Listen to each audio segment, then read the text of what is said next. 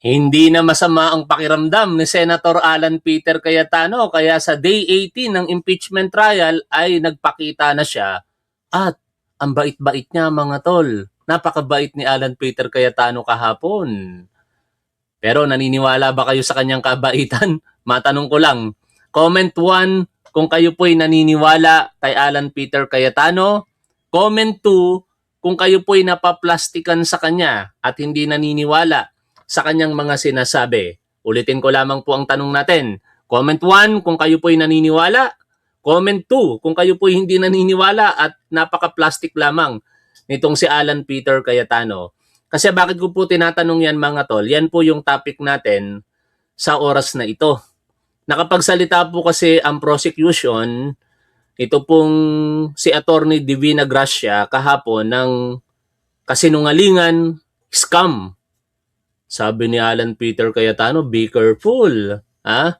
Pero bago tayo dumako, diyan po sa ating pag-uusapang balita, yung tinatanong po natin na dalawang personalidad na sinusuportahan ng mga basher ko, yung isa sumagot na, si Vlogcaster Armandin. Sumagot na po siya sa tanong natin kung siya ba'y nagbabayad ng matapat sa kanyang buwis ayon sa kinikita niya dito sa YouTube. Pero si Christian Esguerra, nananatili pong tahimik. Hindi niya po ako pinapansin. Understandable naman yan kasi kung talagang wala kang maisasagot, mahirap nga namang pansinin mo yung isang tao na itinatag ka pa at tinatag pa ang Bureau of Internal Revenue. Pero kung tutuusin, madali lang sagutin yung tanong natin mga tol eh. Ewan ko lamang kung kayo'y sang-ayon, kung kayo po ba'y okay na dito sa sagot ni Armandin Nocum 1. Yun po yung kanyang Facebook. Pero in fairness, hindi niya ako binlock. Hindi katulad ni Christian Esguerra na parang walang bayag at binlock ako. Kasi tayong mga content creator, dapat hindi tayo nagbablockan. Pwede tayo mag-unsubscribe sa isa't isa, pwede tayo mag-unfollow, pero hindi dapat tayo nag-unblock nagbablockan eh. No, yung mga trolls binablock yan, normal yan. Pero tayong mga content creator, tama itong ginawa ni Armandino Nocum eh. Hindi ako i-block at sagutin ako. I do not know kung maniniwala kayo sa sagot niya. Babasahin ko po sagot niya. Kasi ang tanong natin, nagbabayad ba itong si Armandin ng nararapat o tama sa buwis ayon sa kanyang kinikita sa kanyang YouTube channel? Medyo malawak yung kanyang sagot. At kayo na po ang humusga. Sabi niya, sure. Maayos naman magsalita dito. May sabi nga lang ng mga manonood natin, may kayabangan, no? At hindi daw sinagot yung direktang tanong natin. Pero uulitin ko, kayo na po ang humusga kung kayo po ba'y naniniwala dito. At tatanungin ko na rin muli, naniniwala ba kayo dito kay Vlogcaster Armandin? Comment po kayo ng 3 kung kayo po'y naniniwala. Kung hindi po kayo naniniwala sa kanya at alibay lamang ito, comment po kayo ng 4. Ano po ba yung kanyang sagot? Sure. Andito naman sa folder mga tax records na ginamit namin pang-apply sa visa sa Spanish Embassy and to renew our visa this month. No?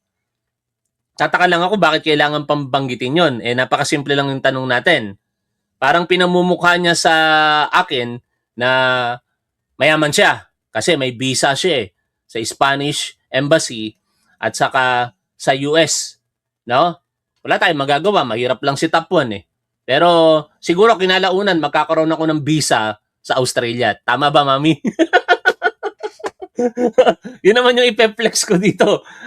Yung visa sa Australia. Nagbibiro lang ako.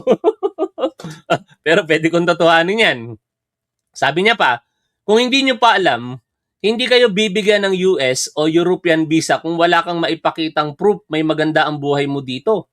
Anong connection nun? Ano mga tol? May properties at nagbabayad ng real estate, business taxes, etc. Anong connection nun doon sa tanong natin? Isa lang naman yung tinatanong ko eh.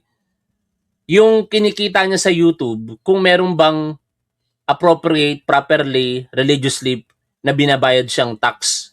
No? Yun lang naman ang tanong natin eh. Hindi na natin kailangan malaman pa kung gaano siya kayaman, kung gaano ba kaganda buhay niya, kung ano-ano ba yung mga properties niya, kung nagbabayad ba siya ng real estate, business taxes, etc. Ang YouTube channel, ang pagiging content creator ay itinuturing na isang negosyo, self-employed. Kaya okay lamang na sabihin mo kung ano man yung mga gusto mong sabihin, pero hindi mo pa rin nasasagot. Arman din yung tanong ni Top 1. Pero ito na yung kanyang dahilan eh. But unlike you, I live in a kidnap-prone area sa Mindanao. Ano ba naman yan? Siniraan mo pa ang Mindanao. Di ka ba nahihiya sa sinasabi mo, Arman Dinokum? Imbis na buhatin mo yung Mindanao dahil taga doon ka, nasisiraan pa. Nakakatakot ba sa Mindanao? I have been there for several times. Countless na nga, di ko na mabilang kung ilang beses ako pumunta ng Mindanao kasi nagtuturo ako before. I have been in Cotabato, North Cotabato, South Cotabato, Surigao, Zamboanga, Tacurong, General Santos City, Cagayan de Oro, Iligan, even sa Marawi, dapat makakarating pa nga ako kaso lang nagkaroon ng giyera. And ang perception ko sa Mindanao, hindi masama. Tahimik. No? Every time na may makakausap ako na mga locals doon, sabi ko, nagkamali ako ng perception dito sa Mindanao nung una. Akala ko, napakagulo dito, pero hindi eh. No, mas magulo pa nga dito sa Manila kung tutuusin mga tol dahil kaliwat kanan ng patayan holdapan dito. O, tapos, ito yung magiging dahilan niya. Kidnap-prone area sa Mindanao? Ano yun? Di baka matakot ang mga, ano ba, tinatakot mo ba ako? Vlogcaster? Eh, hindi naman po ako bago dyan. Naglalakad nga ako mag-isa dyan nung ako'y nagtuturo pa. Oh, eto na yung katwiran niya kasi. Exposing my tax record to the world will endanger me and my family. Oh, I understand. No, tama naman 'yon. Pero hindi naman ibig sabihin na kapag pinakita mo yung katulad ng pinapakita ni Top 1 ay malalagay na sa alanganin yung pamilya mo. 'Di ba? Napakasimple lang naman ng tanong natin. Pwede mo namang i-blurred. Ito nga, kapopost ko lang kasi ang dami mga basher pinagtatanggol kayo eh. No? Pati nga yung pagbabayad ko ng late penalty, pinupuna pa eh. At least ako nagbayad ako ng tax. Eh kayo, 'di ba? Kaya nga sabi ko, wag niyo akong gagayahin na magpahuli-huli. Kasi pag nagpahuli-huli kayo sa pagbabayad ng tax, libo-libo. Biruin ninyo 25,000 pesos mga tol, penalty pa lamang binayaran ko. No? Oh. O eto, pwede mo namang i-post tong mga ganito nang hindi naman mako-compromise yung safety. No? Di wag mong ilagay yung tunay mong pangalan. Ako kasi kilala ako sa publiko. Hindi ko na maililihim pa tunay kong pangalan. O di i-blurred mo yung tax identification number mo, yung registered address mo. O same way doon sa pagpo-post mo ng resibo. 'Di ba? Pwede mo namang i-blurred lahat 'yan. Ang mahalaga lang naman makita naman yung receive na ikaw ay nagbayad, for example, 30,000 pesos sa akin. Ito ay aking percentage tax para sa second quarter ng 2026. Tapos, ay nagkamali ako ng nilagay dito. Ito yung first quarter, 7,295 lang to, maliit eh. Kasi nung simula nung April, medyo gumanda yung views natin kaya lumalaki din yung kinikita ni Top 1 sa YouTube at Facebook. No? Napakasimple lang naman yung tanong natin. Bakit kailangan pang may mga ganitong sitwasyon na ma-endanger yung pamilya mo, relatives mo, tapos magbabanggit ka pa ng mga pangalan ng lugar, Sulu, Basilan, Tawi-Tawi, anong gusto mong palabasin? May mga kamag-anak kang Muslim, katakutan ka, ganun ba yon? Sa aking pagkakaalam, may mga malalayo din akong kamag-anak, may mga na-viral rin sa Mindanao eh. I have been there for several times. No, may mga nagsasabi sa akin ng mga estudyante ko before na, "Sir, ano niyo yung na-viral dito?" Pagka na-viral, magkakamag-anak 'yan. No, pero mga mahihirap na pamilya kami. Lahat kami halos nanggaling sa mahirap na pamilya. Mayroong ng mga na-viral na iba na ang apelyido, yumaman na dahil sa pagsusumikap at tatapos sa kanilang mga pag-aaral. Oh. Ngayon, sabi mo rito, so, I invite you to visit me in Zamboanga City so I can show you my tax records. Just tell me when you plan to see me in Zamboanga. My Muslim relatives will ensure your safety. Di ko kailangan ng bodyguards diyan. Armandin Nokum. Di ko kailangan ng mga kamag-anak mong Muslim. Bakit kailangan mo pang banggitin yan? Ganito na lang. Sana makarating sa iyo ito. Continuously may invitation ako sa Mindanao. And probably diyan sa Zamboanga. No? Inihintay ko lamang na maglaylo ako sa politika kasi ayokong magturo sa mga estudyante ko ng politically active ako eh. Ayokong na babahira ng politika yung academic discussion. Pero sige, pagka nakapag-isip-isip ako ng mas malalim pa, papatulang ko yung invitation mo, vlogcaster. Kukontakin ko yung dean na kakilala ko sa Samay Zamboanga at tatanggapin ko yung invitation niya sa akin para makapagturo doon at isasabay ko yung pakikipagkita sa iyo. Sana naman, pagka nangyari yun, tuparin mo itong sinasabi mo rito, Armandin Nokum. Kasi sa ngayon, inililib ko na sa mga manonood ni Top 1 ang paniniwala kung sila ba'y maniniwala sa iyo o hindi. Pero ako, mapagtiwalang tao kasi ako, Armandin Nokum eh. Kaya ipagpapalagay kong tapat kang nagbabayad ng buwis. O yan na, ipinagpapalagay kong tapat kang nagbabayad ng buwis. No? Pero, tandaan mo, dahil umaamin ka dito na tapat kang nagbabayad ng buwis, pagka na-verify iyan ng Bureau of Internal Revenue at kinumfare sa iyong kinikita sa YouTube, see to it na tama iyon. Dahil otherwise, maliwanag na tax evasion yan. At alam mo, bilang journalist, na ang tax evasion ay may kaparusahan ng pagkakakulong. No? Pwedeng magkaroon ng tax avoidance.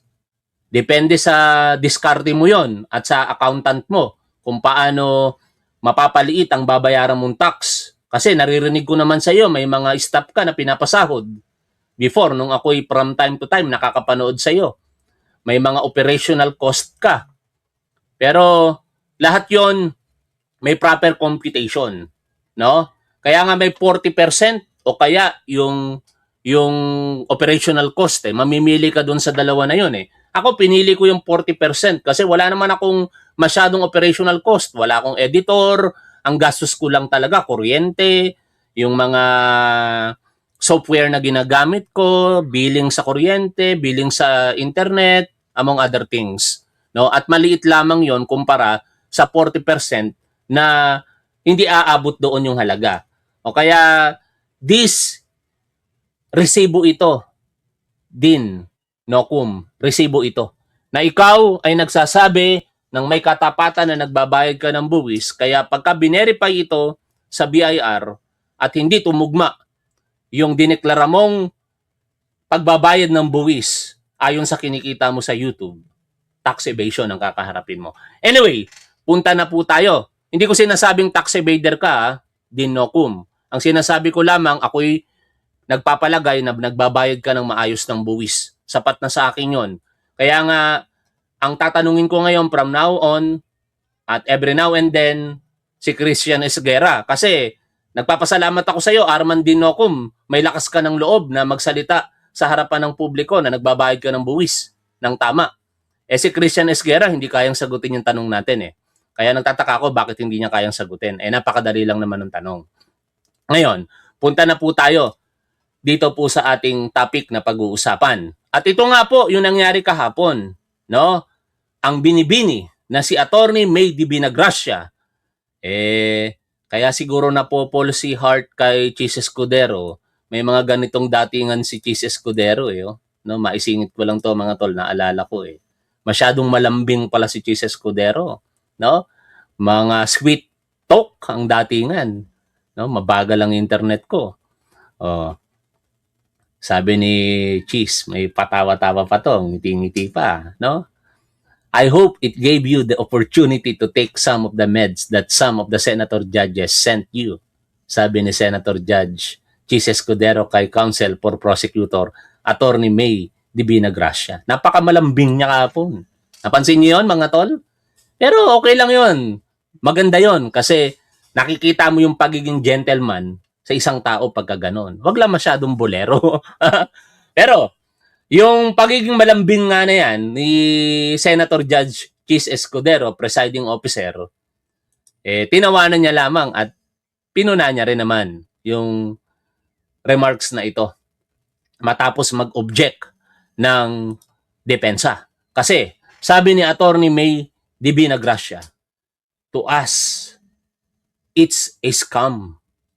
And a scam that was masterminded by the Vice President. Yan tinawag na scam. Pero mayroon namang dahilan kung bakit ganyan ang naging pananalita nitong si Attorney Divina Gracia. Sabi niya nga, nung pinuna na siya ng nagmamabuti, magaling na sa sakit. Si Senator Loren Legarda kaya kailan gagaling para makabalik na dito sa Pilipinas? No? Pero si Alan Peter Cayetano magaling na, nakaharap na kahapon At ang ganda nga nung datingan niya Ewan ko kung totoo lamang talaga. Kasi para bang balanse ang datingan niya. Sabi niya, when we use certain words, sa Tagalog, binansagan mo na scam o scammer, binansagan mo na nagnagnakaw, etc. Kahit sabihin mong withdraw na to, we know that's for the cameras, not just for the court.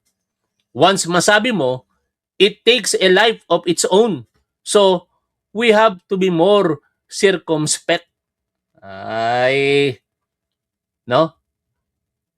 Ang bait ng dating ni Alan Peter Cayetano. Pero frankly, sinagot siya ni Attorney May Divina Gracia. We apologize if sometimes we get carried away by our zeal and passion. But we, in the prosecution, just want to call a spade a spade. Yan Kung ano lang yung nakikita nila at sa paniniwala nila, sasabihin nila. Yun ang paniniwala nila, scammer si Sara Duterte. Sinungaling pero siyempre, kinotion po yan ng impeachment court. At balikan po natin ang balita na yan sa GMA News. Ay, sorry. Nawala yung speaker ko. Namamatay ito pagka hindi nagagamit. Kusa siyang nagsha-shutdown No? Ito, pakinggan po natin itong balita. Ulitin natin. Yan.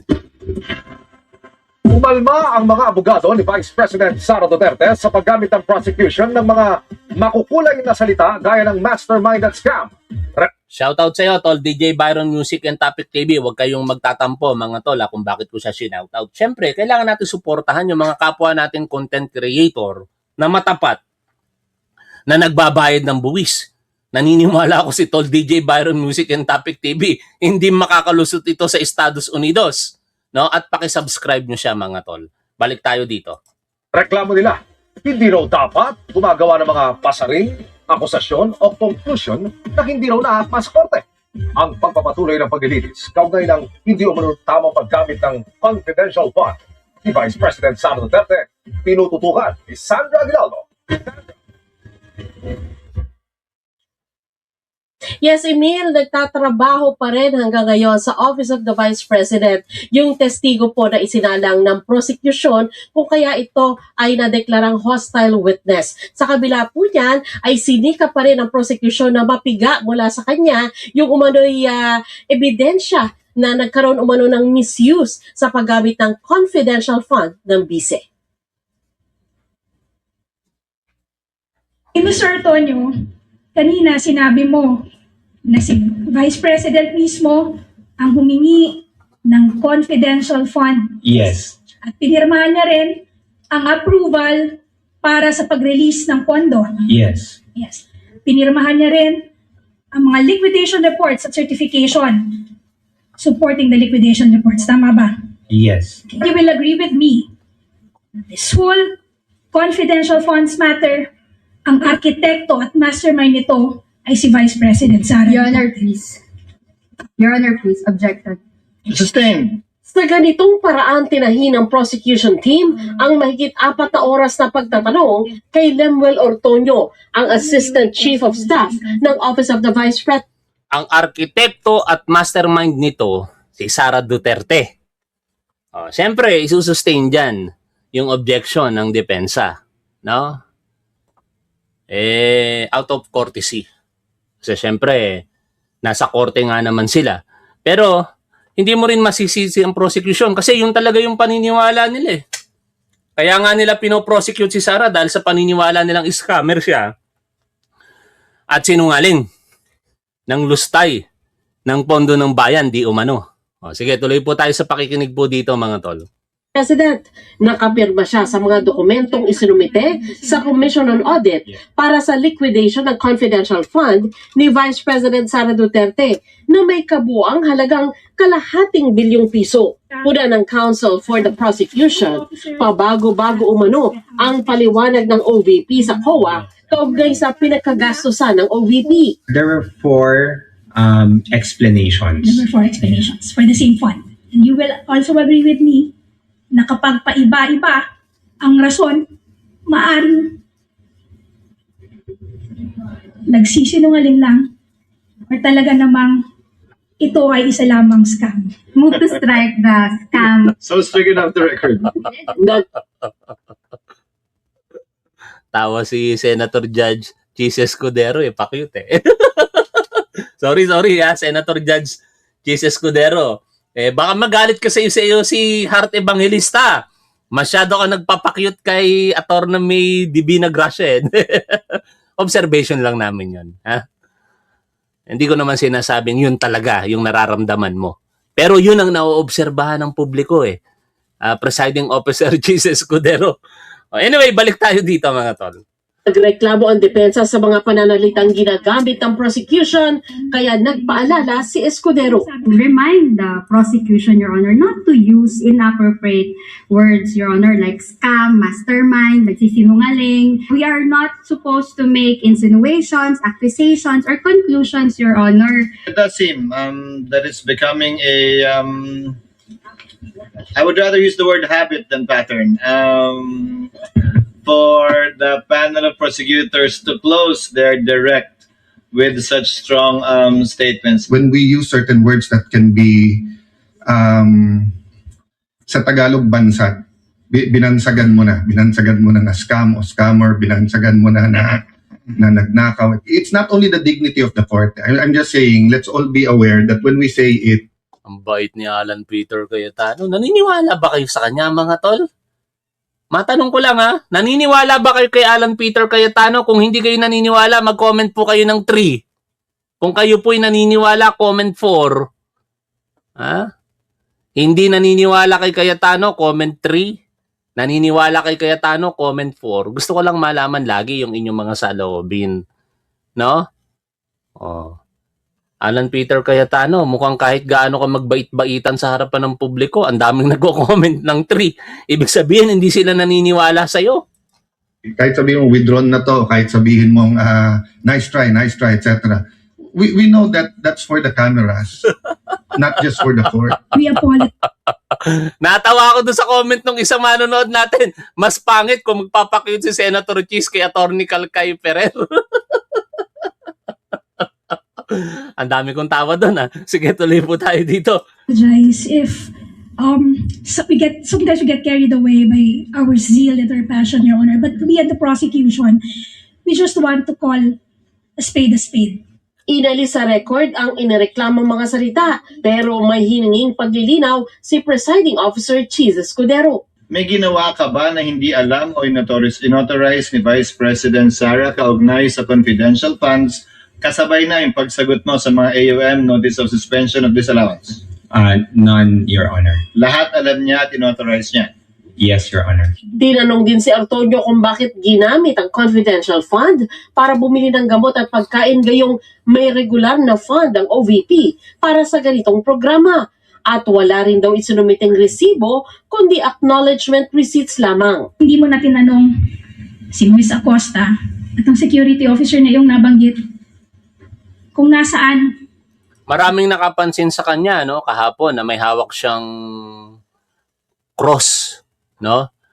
Tapos nung tinanong siya ng mga reporter kung bakit daw siya may hawak na cross, normal daw sa kanya yon mga tol. Kasi maraming nagsasabi baka daw kinakabahan dahil si Sara Duterte yung kanilang pinoprosecute. Pero hindi naman daw po yun ang punto. No? Normal sa kanyang humawak ng cross in every time na siya'y humaharap sa korte. Lalong-lalo na kapag siya'y nagsasagawa ng direct examination. Ito nga po, woman of the hour kahapon to eh. Sabi niya, it's a comfort cross. Pakinggan natin to mga tol. Maisingit lang natin. Earlier, the cross that you're holding earlier, because people were very curious about it. It's a comfort cross. Yeah. It's what I use every time I'm doing trial. What was that? It's a comfort cross. It's a comfort cross. Do you always use that when you... Diba? Walang ibang ano doon mga tol. Malamang relihiyoso itong si Attorney Divina Gracia at humuhugot siya ng kalakasan sa ating Diyos kung bakit ganun yung gesture niya kahapon. Wala akong nakikitang problema doon. No? Pero syempre, tayo naman bilang mga observer, malamang sa malamang ganun din naman kayo. Maraming ang humanga sa kanya kasi mukhang hindi siya nangangarap maging presidente ng impyerno. Hindi siya nangangarap maging presidente ng impyerno, naisingit patuloy yun. Anyway, balik tayo sa pakikinig dito po sa balita. Ang supposed official receipts bilang patunay na ito nga ay nabili. The explanation that was provided to me, ma'am, was that binigay po ang pera directly doon sa mga informants and agents, and the informants and agents na po yung bumili ng mga medical and food supplies. So, it's the acknowledgement receipt, which is the proof. Nasaan naman daw kaya ang mga non-consumables gaya ng computer at lamesa na binili gamit ang confidential fund? Yan ang hinahanap. Nasaan na? Hindi alam eh. Hindi alam nitong deputy chief of staff ba to? Ang ari-ariang binili ng pondo ng bayan or pera ng bayan ay pag-aari ng gobyerno. Tama ba? Yes, I would say so. Hanggang ngayon, ikaw personally, Mr. Ortonio, hindi mo rin maituturo kung nasaan na itong mga mesa, upuan, supplies, computers na nagkakahalagang 3.5 million. Hindi mo naman ituro kung nasaan sila. Considering that these are procurements for confidential activities, no ma'am, I would have no personal knowledge. Binigay din yung pera sa informant, quote-unquote, that's your wording, para bumili siya ang bibili ng shares at yun yung bayad sa kanya, quote-unquote. Yes. That's based on the information provided. Grabe, no? Biruin mo, informant ka. Magbibigay ka ng impormasyon kapalit dapat ng pera. Tapos ang condition, bibili ka ng mga kagamitan o kaya gamot. Nakananteteng niya. Kaya sa press conference kahapon ng House of Representatives Prosecution Panel, pinuntuhan nila yan eh. Pero mamaya na po natin ito titingnan at re-reactionan. Talon tayo dito sa balita ng News 5 para mas maunawaan po natin yung mga nangyari. Karagdagan sa balita na napanood na natin kahapon sa Day 18 ng impeachment trial laban kay Sara Duterte. Inilatag ng prosekusyon ang papel ni VP Sara sa pagkuha at paggamit ng confidential funds. Kinumpirma naman ito ng testigong OVP Assistant Chief of Staff na si Lemuel Ortonio. Live mula sa Senado nangungun sa balita si News 5 House. Paano natin malalaman kung anong oras ang airtime live stream mo? Wala po akong oras sa live stream ko, kaya nga sinasabi natin lagi, mag-follow po kayo sa ating mga pages o kaya yung profile ko kasi sineshare ko doon yung live stream natin before going live stream. At meron po tayong FB channel na makikita nyo po sa mga pages ko. Mag-join kayo doon para updated kayo lagi sa ating live stream. Correspondent Bart Enriquez. Bart, anong papel daw ni VP Sara dito kaugnay ng paggamit ng confidential funds base sa sinabi ni Ortonio? May nag-send sa atin ng video. Meron daw hindi makamove on. Tingnan nga natin ito kung ano tong sinasabi na hindi daw makamove on. Nagtatanong lang naman ako. 'Di ba? Ano kaya yung sinasabi dito ni Christian Esguerra? No? Yan. No way. Yan. Kaibigan po natin to, supporter po natin mula sa sa Japan po, no? Medyo worried siya dun sa pang-troll sa atin, tsaka yung coordinated online attack sa atin ng mga BBM vloggers, no? Wala akong sinasabing may kumpas ang Malacanang yun, no? Walang kumpas ang Malacanang doon. Walang kinalaman doon yung Malacanang. Worried na worried sila, oh. Oo. Okay lang po. Oo, kaya po natin yan. Shoutout na lang po sa inyo, Ma'am Erlinda Aredas Onoe.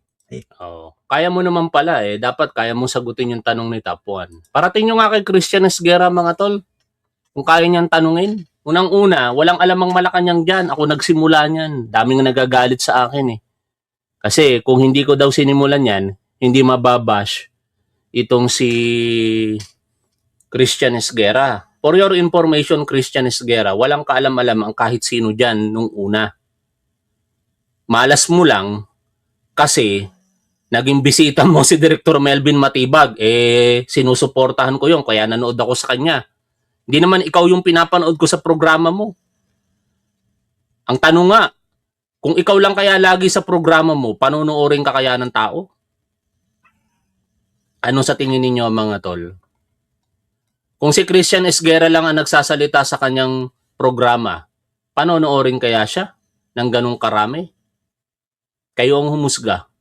Nanood ako dahil kay Director Melvin Matibag, bisita mo. Tapos na yung programa, umalis na ako. Pero hindi ko mawari bakit parang hinatak ako pabalik sa programa mo. Samantala wala ka ng bisita. Hindi ko naman ginagawang makinig sa'yo pag wala kang bisita. Tapos na taon, nagsalita ka na ng tanga at kasabwat kay Pangulong Bongbong Marcos.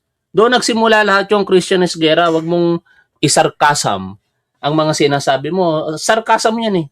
Alam naman namin kung ano yung makatotohanan sa hindi. Oh. Napansin ka ni Top 1, unfortunately for you, ang dami kong mga pages eh. Ang dami kong mga channels, kaya kahit iilan ang nakapanood, kumalat yun. Kasi nag-multiply eh. Parang networking, word of mouth ang nangyari. No? Sabi dito, sabi doon, sabi dito, sabi doon. Hanggang sa mapansin ka ng Malacanang ni Undersecretary Claire Castro. Alam nga namang hindi siya magtanggol kay Pangulo na tinatawag mong tanga at kasabwat. Normal yun na magtanggol yung Palace Press Officer. Pero lahat yan nagsimula sa akin, Christian Esguerra. Kaya para matapos na, sagutin mo na lang yung simpleng tanong. Si Vlogcaster Arman din nga sinagot eh. Hindi naman siya yung direktang involved dito pero sumagot siya. Sabi niya, nagbabayad siya ng tamang buwis. Ikaw, Christian Esguerra, nagbabayad ka ba ng tamang buwis? Balik tayo dito sa ating pinapanood at nireaksyon ng balita, mga tol. Yes, sige, una sa lahat, kinumpirma nga nito ni ASEC Lemuel Ortonio na si Vice President Sara Duterte ang humiling na ng 250 million. Ang lutong nun kinumpirma na si Sara Duterte. Ang lutong nung pagbabalita nitong reporter, baka magalit sa mga DDS niyan.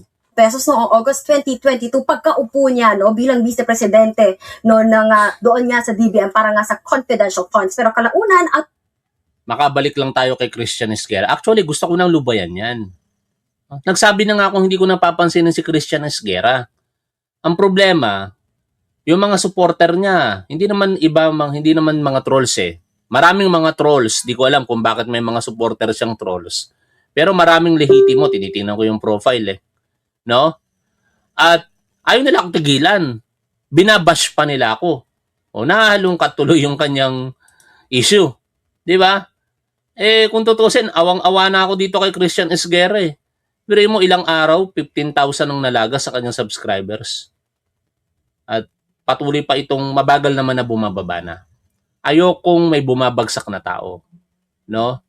Kahit yan ay kalaban ko sa politika, kung ang dahilan lamang pagsasalita, ayoko yung may babagsak. Pero kung ninakawan mo ang gobyerno, ninakawan mo ang taong bayan, yung binabayad nating mga buwis, ibang usapan yon. Gusto ko pananagutan at makulong yung tao. In short, mga tol, this is not personal. No? Kaya kung gusto mo talagang matapos na ito, Christian Esguerra, simple lang. Sagutin mo yung tanong ni Top 1. Kasi iba na yung issue sa'yo ng ibang mga content creator. Talagang pinupukusan ka nila doon sa tanga at kasabwat na statement mo kay Pangulong Bongbong Marcos. At wala kaming magagawa doon. No? Hindi orchestrated ang nangyari. Coordinated, pwede pa. Kasi may mga GC yan eh. Nag-uusap-usap ang mga yan eh. Wala kang magagawa doon. Kayo din naman, may mga GC kayo. Nag-uusap-usap din naman kayo ng mga kasama mo dyan sa programa mo. Ang tawag doon, collaboration. Pinaganda lang. O gusto mo, gawin na natin collaboration, wag nang coordinated. O balik tayo dito mga tol. Ang napagbigyan lamang ay 125 million pesos. Ito yung unang batch ng confidential funds pagkaupo ng BICE December 2022. At according pa nga kay Ortonio, si VP Sara Hindi mga DDS na sulsol.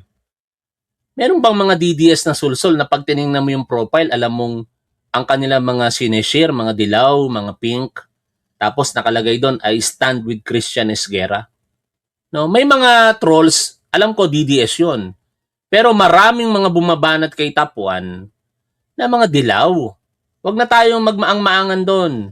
No? Kaya nga kayo, kung kayo'y nasasaktan dahil kino-call out ko si Christian Esguerra, huwag kayong manood sa akin. Kasi tama itong ginagawa ko para sa ating lahat ito, mga tol. Para sa ating lahat ito. Kung lahat ng mga Pilipino magbabayad ng tamang buwis ayon sa kanilang income tax, mas malaki ang magiging revenue collection ng gobyerno. Pero hindi dapat natin kalimutan na ang mga korap dapat makulong. Dalawa yun. Ang mga korap dapat maubos sa gobyerno. Wala dapat matira dyan, dapat makulong lahat. Pangalawa, para patuloy na umasenso ang Pilipinas, lahat tayo magbayad ng tamang buwis ayon sa ating income tax. Hindi ka kasi makakalusot sa ibang mga tax eh. Yung real estate mo, yung mga pag-aari mong lupa, pagka di mo binayaran yan, maiilit sa iyo yan ng gobyerno. Yung value added tax, laging meron yan kapag may mga binibili tayo, maliban sa mga tax exempted na mga goods. Pero yung income tax, kadalasan dyan, with yung tinatawag na automatic deduction, no? Withholding of tax. Walang takas ang mga yon. Ang problema, yung mga kumikita na mga professional, including us content creator, na nakabase lamang sa ating pagiging matapat. Halimbawa, ang doktor, pagka nagche-check up yan, hindi na dumadaan yan sa ospital. Listahan lang yan ng mga chine-check up niya na nakabase doon sa sekretary niya. Kung 10 katao ang na-check up niya for 2 hours, pagpalagay natin 700 to 1,000, di 7,000 pesos yun. Supposedly, may tax dapat doon ng gobyerno. Ang tanong, dinideklara ba ng tama ng mga doktor yon? I believe, dinideklara nila yon kasi para sa akin, ang mga doktor hindi sinungaling. Yung mga abogado na naglilingkod ng kanilang serbisyo, may mga kliyente, nagpagawa ng affidavit, pinagtanggol nila sa korte, still income yon. Dapat may mga tax doon. Lalong-lalo na sa aming mga content creator. Dapat nga tayong mga content creator, mas maging transparent tayo kasi anytime pwede tayong busisiin ng BIR eh. Napakadali lamang. Titingnan lamang ng BIR yung mga pages natin at channels natin eh. Doon sa views. I-estimate ng BIR kung magkano yung binayad mo sa views. Yari ka pagka di ka nagiging matapat. Ang punto natin mga tol, etong ginagawa ko na pag-call out sa mga tao na ito, sa lahat ng mga Pilipino na magbayad ng tamang tax, lahat tayo makikinabang dito. Sana hindi nyo to tingnang nakayabangan. Dapat nga maging advokasya nating lahat ito. Para once and for all umasenso ang Pilipinas. Kaakibat siyempre ng pagpapakulong sa lahat ng mga korap sa ating gobyerno. Balik tayo dito po sa balitang ating pong pinapanood at nire-reaksyonan. yung lumagda, may pirma po para nga ma-release yung confidential funds sa disbursing voucher. Gayon din doon sa mga liquidation reports. Si VP Sara din yung pumirma sa liquidation reports, sa mga certification at iba pang mga dokumento. Kaya naman sinabi ng prosekusyon, hindi ba maituturing na nga na mastermind o arkitekto nitong confidential funds si Vice President Sara Duterte, bagay na pinalagan ng defense team ni VP Sara. Pakinggan natin itong bahagi ng paglilitis. Full confidence Napakinggan na natin yan. Kaya dako na tayo dito sa summary na ginawa po ng prosecution kahapon sa kanilang press conference. Ito po yung buod, no? Yung mga key points. Kung ano yung nangyari sa day 18, ano yung mga nakuhang impormasyon sa hostile witness na si Ortonio. Pakinggan natin ang mga detalye at syempre kinalaunan yung question and answer sa panel of prosecutors sa pangunguna ni Congresswoman Jinky Luistro. Hi po, good afternoon po ulit. So for day 18 po of the impeachment trial highlights, pinisenta po si Assistant Secretary Ortonio po. At for today's impeachment trial, we will leave you with one message, which is at the discretion of the Vice President. 250 million requested on August 22, 2022. Walang computation, walang projection, at walang planong attached. So, ano po ang several key points na nailahad ngayon po ng testigo? Una, the amount came before the plan. Mas maganda siguro kung mas malaki yung mapapanood natin, mga tol, ano? Ayan. Para mas nakikita niyo yung pine-present na detalye. Ito. Ulitin natin, mga tol. Ipakita ko sa inyo ng mas malaki. Yes, ito pong dalawang AFP officers na ito. Teka lang. Ang prosecution ay palagi... Yan. Hi po, good afternoon po ulit. So for day 18 po of the impeachment trial highlights, pinisenta po si Assistant Secretary Ortonio po. At for today's impeachment trial, Okay ba yung audio, mga we will leave you with one message, which is at the discretion of the Vice President. 250 million requested on August 22, 2022. Walang computation, walang projection, at walang planong attached. So, ano po ang several key points na nailahad ngayon po ng testigo? Una, the amount came before the plan. On August 22, 2022, Salamat, Mami. the Vice President requested 250 million at her own discretion. It is not accompanied by any plans, attachments, or breakdown. Kumbaga, nag-request po siya ng pera na walang plano kung paano gagamitin ang pera. Grabe. Pangalawa, Hindi. VP Sara owns the chain. Nagre-request ng pera, wala namang plano? Kakaiba. No? Everything related to confidential funds was authorized, signed off, and directed by the Vice President. If there is no approval, there is no release of funds. Pangatlo, the 2023 plan was copied. May expected outcome, physical targets, and budget matched the 2022 one exactly. Only the program label changed. Kumbaga, kinopya lang yung previous plan. Neither plan names a specific program. Pang-apat, the total amount remained the same.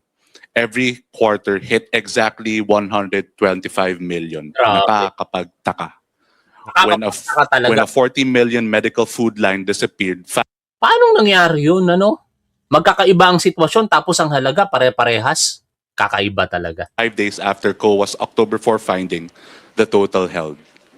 Panglima, the 125 million gone in 11 days. Ortonio corrected counsel and calculated it himself. 125 million cleared in 11 days for a fund meant to cover a full quarter. Pang-anim, the security case weakened. There was no known threat, walang coordination with law enforcement, while personnel had already grown from 95 to 473, which was funded separately. Pang-pito, changing explanations. The OVP provided at least 5 different explanations for the same confidential funds across the time of the request, time used, and time of liquidation, as well as COA questioning. The amount came before the plan. There was no computation attached, unlike the 3 other requests in the same letter. Walang projection rin na naka-attach. Wala ring physical and financial plan na naka-attach. At ang PFP mismo ay hindi dumating until September 16. 3 weeks later.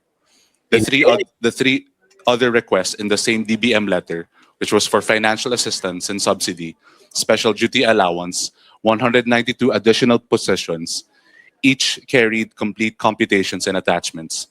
Only the confidential fund line came in blank. Nauna ang halaga bago ang plano. Every step in the chain runs through the Vice President. Ortonio confirmed it under cross-examination by Senator Escudero. Sabi ni Ortonio, if there is no approval by the Vice President, there is no release of funds. The Vice President sets the amount. Ortonio confirmed that VP Sara decided to request confidential funds and determined the final figure. Her signature approved it.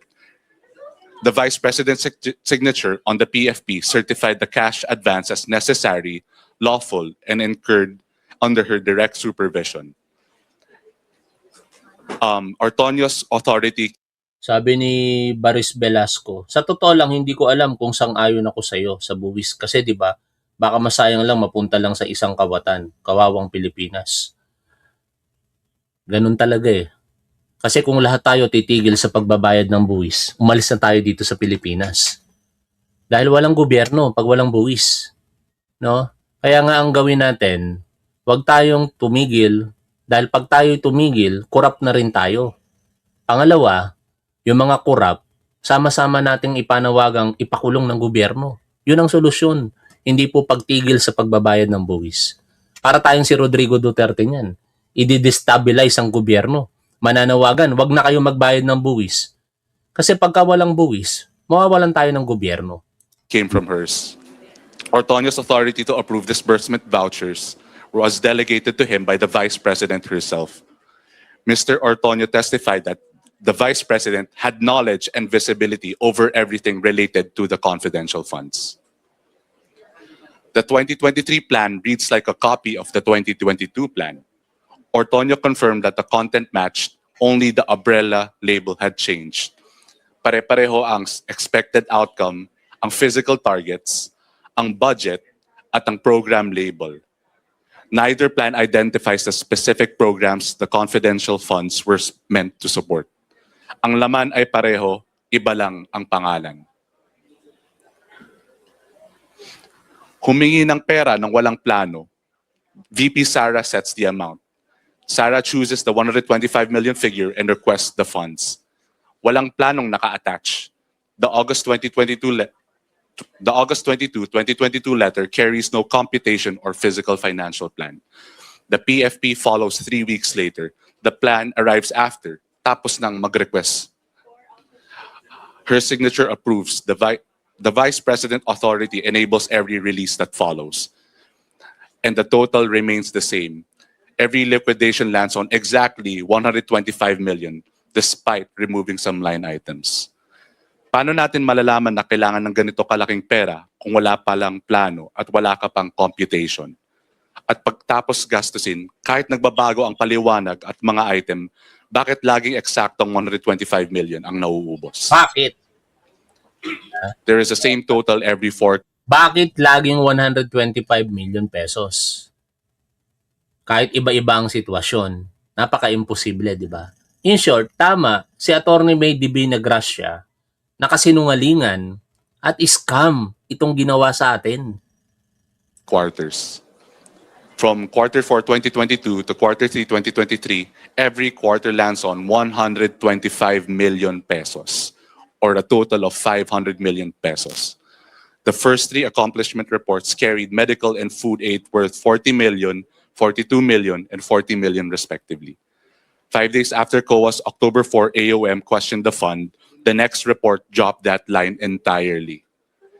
The total stayed exactly 125 million. Nagbago ang laman, pero hindi nagbago ang total. 125 million gone in 11 days. 11 days by his own count. Ortonio did the math himself. Binasa niya lang mismo sa dokumento, confirming that the amount allocated for every 3 months, for 3 months rather, was spent in 11 days. O ngayon, puntuhan na natin yung mga question and answer. Pakinggan muna natin yung opening statement dyan nitong si Congresswoman Jinky Luistro. Magandang hapon po sa inyong lahat. So for today, natunghayan po natin ang testimonya ng isang Assistant Secretary and at the same time, Assistant Chief of Staff ng Office of the Vice President sa katauhan po ni Lemuel Ortonio. Malaki po ang naging partisipasyon niya sa buong proseso ng confidential fund from the request to the disbursement to the liquidation and even certification in compliance with the Joint Circular 2015-05. I would say na very material ang naging testimonya ni Mr. Ortonio because first and foremost, na-bolster niya, na-highlight niya, na-emphasize niya yung mga irregularities with respect to the supposed compliance in the Joint Circular 2015-01, kagaya po ng aking mga binanggit, particular sa pag-request ng confidential fund, sa disbursement ng confidential fund, sa utilization ng confidential fund, and even in the liquidation of confidential fund. Another important thing that was highlighted today is the fact that Mr. Ortonio was authorized by the head of agency to conduct the overall supervision. And to be specific, he went on saying administrative and financial supervision. And that's why he likewise testified na kaugnay pa rin ng pagre-request ng confidential fund, ang paggamit nito at maging sa liquidation nito ay saklaw pa rin ng kanyang supervisory power na ipinagkaloob sa kanya ng head of agency sa katauhan ni Vice President Sara Duterte. So that would be all for our opening statement today. Salamat po, Chair Jinky. Siguro kung may open na natin ang para sa mga katanungan. Unahin na natin si Haji, as usual. Magandang hapon po, Haji Kaaminyo ng Brigada News FM. Kanina po na emphasize yung reminder na maging maingat nga po sa mga salitang ginagamit. Like for example po yung mga modus, pagsisinungaling, what else, yung scam, etc. Yung nagagamit po ng ating counsel for the public prosecutors. How do you address po that? And kumbaga na maghinay-hinay or kumbaga ma-remind yung mga kasamahan po ninyo sa prosecution na of course naiintindihan naman na nakikarried away nga po ng kanilang direct examination? Well, first of all, tayo po ay gumagalang at sumusunod sa impeachment court. However, pursuant to the task of the prosecution team, we are conscious as well that we need to be accurate. Yun. Pag sinabi nating accurate, dapat yung... Diba? Kung sinungaling naman talaga, alangan namang sabihin mo, hindi nagsasabi ng totoo. Diba? Mas direkta yung kasinungalingan. Kung in-scam talaga ang mga Pilipino, mas direktang sabihin mo, scam ang ginawa sa atin.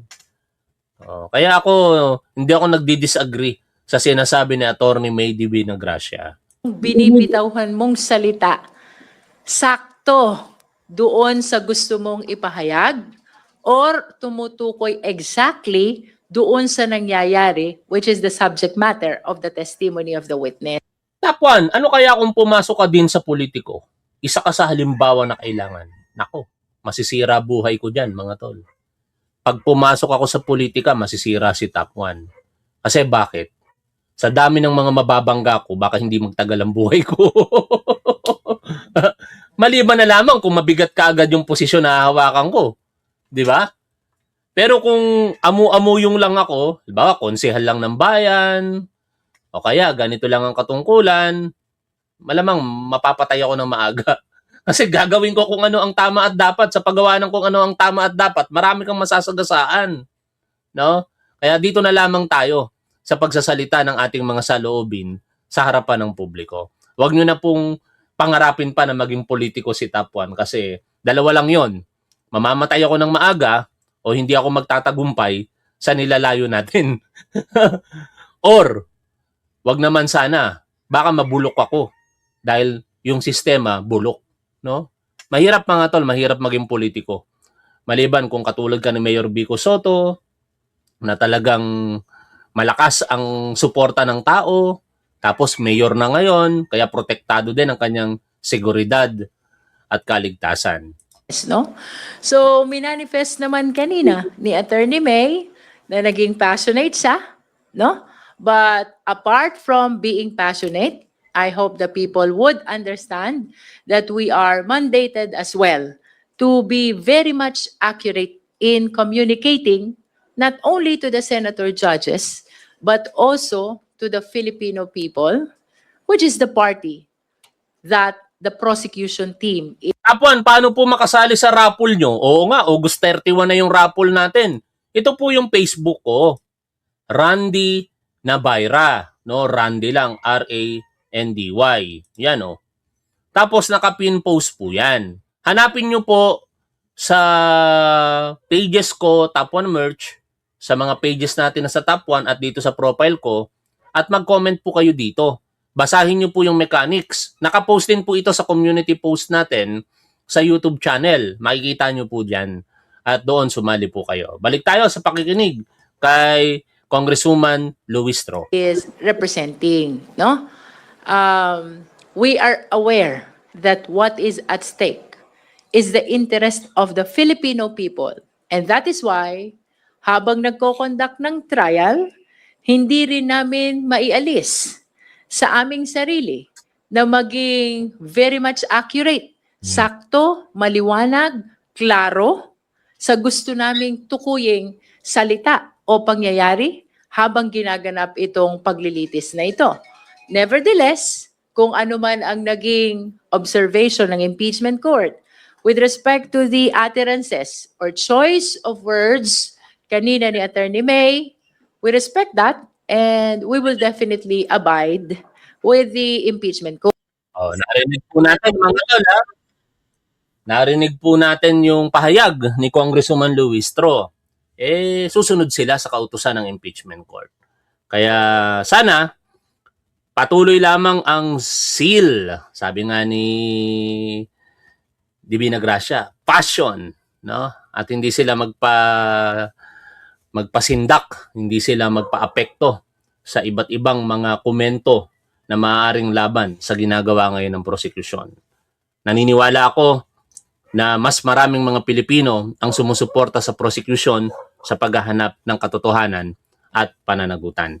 Hanggang dito na lamang mga tol. Maraming salamat kay Desert Spring Midwest sa iyong digital gift. At sa lahat ng ating mga manonood, shoutout po sa inyong lahat. Lagi po nating tandaan kung ano ang tama at dapat doon tayo.